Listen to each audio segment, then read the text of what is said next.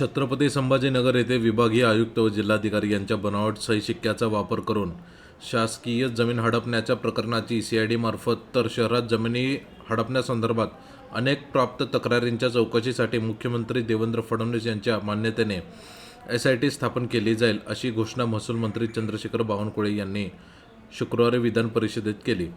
छत्रपती संभाजीनगरातील ब्रिजवाडी येथील survey number 30 मधील 54 acre 30 गुंठे शासकीय जमिनीचा बेकायदेशीरपणे खरेदी विक्री केल्याबाबत आमदार प्रवीण दरेकर यांनी विचारलेल्या प्रश्नाला उत्तर देताना ते बोलत होते.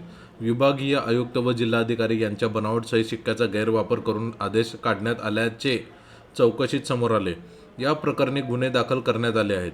या जमिनीचा कोणताही खरेदी विक्री व्यवहार झालेला नसल्याने संबंधित जमीन अद्याप शासनाच्या मालकीची असल्याचे मंत्री बावनकुळे यांनी स्पष्ट केले.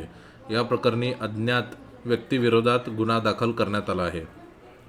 शासकीय अधिकारी सहभागी असल्याशिवाय असे बनावट आदेश निघू शकत नाहीत. त्यामुळे महसूल विभागासह इतर संबंधित अधिकाऱ्याचीही विभागीय चौकशी केली जाईल. यात अधिकारी दोषी आढळल्यास त्यांच्यावर कठोर कारवाई केली जाईल. शासनाच्या नावावर असलेल्या जमिनी बनावट कागदपत्राद्वारे हडप करण्याचा प्रयत्न करणाऱ्यांविरुद्ध कठोर कारवाई केली जाईल. शहरात झालेल्या बोगस जमीन व्यवहार प्रकरणात नागरिकांना 15 दिवसाच्या आत SIT कडे तक्रारी नोंदवण्याचे आवाहन करण्यात येणार आहे, असेही बावनकुळे यांनी सांगितले.